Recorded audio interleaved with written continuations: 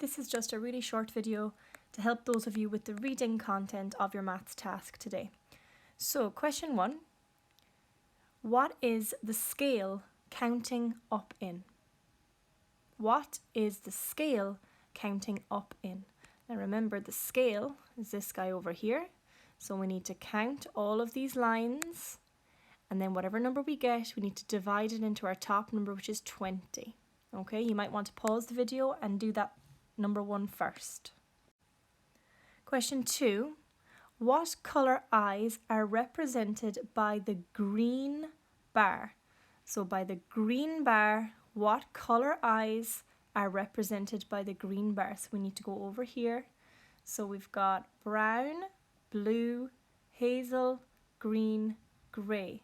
But remember, it's not who has green eyes, it's what colour is represented by green. So brown, blue, hazel, green or grey. You should pause the video and answer that one now. Question 3, what is the title of this bar chart? What is the title of this bar chart? Question 4, what colour eyes are represented by the yellow bar? So what colour eyes are represented by the yellow bar? So again, we've got brown, blue, hazel, green or grey. Question 5, how many people have brown eyes? So how many people have brown eyes? So brown eyes, how many people have brown eyes? So it's the colour red. We need to find the bar red, go all the way up and see if we can read the scale to figure out how many people have brown eyes. Question 6, how many people have grey eyes? Grey eyes. So again, grey is over here, which is represented by this colour. So how many people have grey eyes? We go along the corridor, up the stairs and see if you can figure out how many people that is.